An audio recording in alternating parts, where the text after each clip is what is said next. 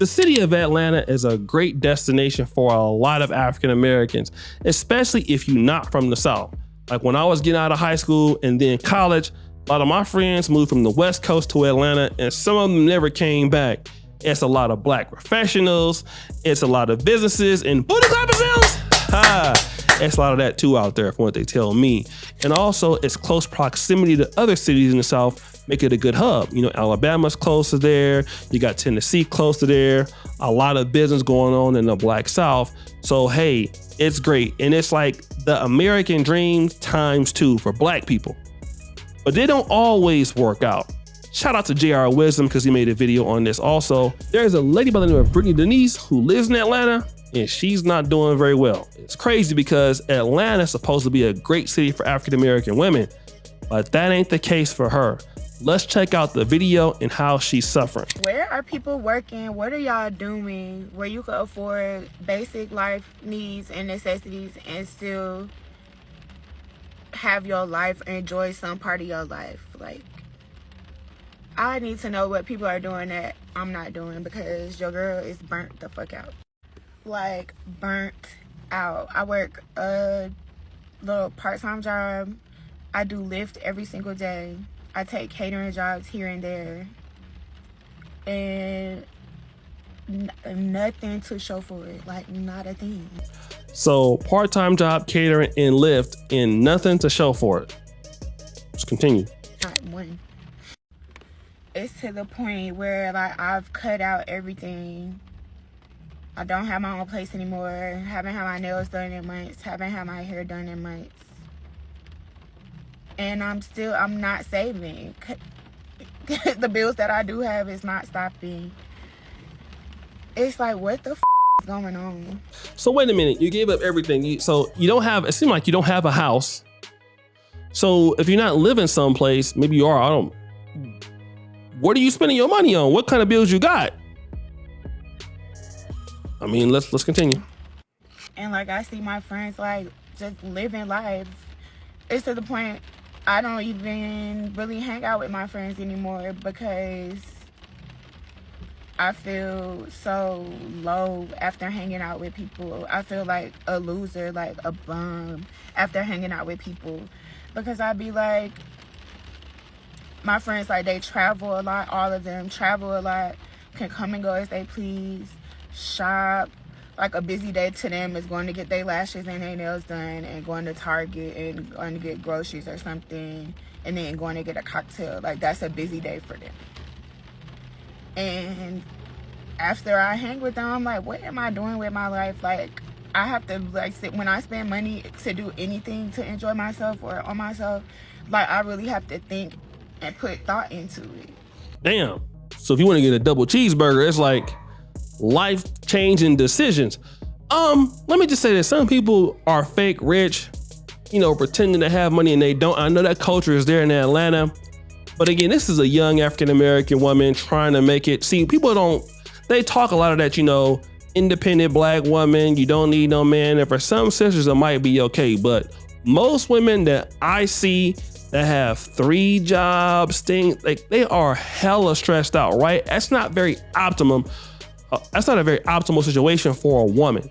And so when I see women working like this, they are stressed out. And not many women will come out and tell you, hey, I'm struggling. Hey, I'm hella broke.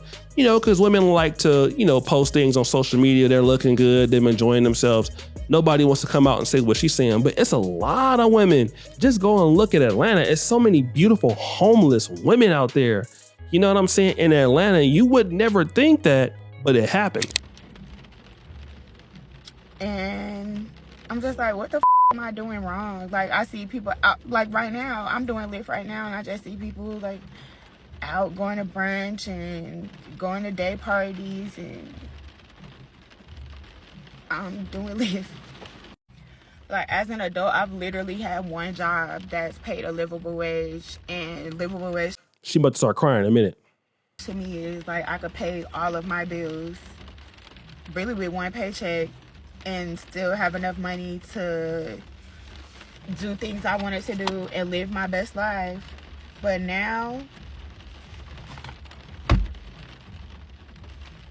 I don't know what's going on in my life. Like, I feel like I chose the want to live my dreams, the creative route, and I wasted so much time, and I should have went to be a nurse or something, or got a corporate job or something, because now life sucks for real. Like, I don't enjoy it. So maybe she moved to Atlanta to become a singer or an artist or something like that, and so it didn't work out, and you know, she had an opportunity to get into another field and it didn't work out for that field. But one of the things is, I know ladies talk about being independent, but this is also, it also happens to women that don't have no community around them. No husband, no boyfriend that care about them, no community that have resources. They're kind of just doing it all by themselves. And it's hard for anybody, man. Like, I'm living in the continent of Africa right now, and it kind of taught me a lot about trying to work and build community around you. It's hard to do anything by yourself. You don't have any help. You don't have anybody helping you to do anything. And so for a lot of young women like her, they don't have a husband. They don't have, you know, a family that care about them a lot that can help them out. It's tough. Anything about life, like, I like really never have, for the most part, like, as a whole, but life is not enjoyable to me. Like, nothing about it. Like, I just get up every day and like just exist and do the things that I feel like I need to do. I go to work and then I go home, get up the next day and do the same thing. Like, I'm just existing. Like, I don't know. Even with catering, like, getting a legit client is so far in between. Like, people have you, they'll ask you a bunch of questions. I'll put together like a beautiful ass menu. Ooh, she crying. Yeah, she about to cry right now, man. I can see it, like the tear about to start. A quote, invite and stuff, and then maybe nothing will come of it, or you chasing people down to pay, or it's just like, and it gets, yeah, that's Negroes. Never wanted to pay. It's to be not worth it, and that's something that I enjoy, and it makes me hate it because I do need the money. So if you reaching out to me and I'm putting in the work and then nothing comes of it, that shit is frustrating. It's, I don't know, what am I supposed to be doing? Like, I don't know, what is everybody doing? Like, where you can afford to live life? Like, if I didn't have my car, which I'm so grateful for my car, like, I would literally be so lost. Like, I don't know. I'm just rambling at this point. But nobody else really cares, so I decided to make a video. And I get tired of hearing, your time is coming, it's gonna be all right, your time coming soon, da-da-da-da-da. I'm so tired of hearing that shit, so I don't know. Are other people going through this? Yes, people are going through it, even if they're acting like they're not going through it. And again, certain choices you make in life, you know, where you're gonna go to work, where you're gonna live, chasing the big dream, going on your gut feelings.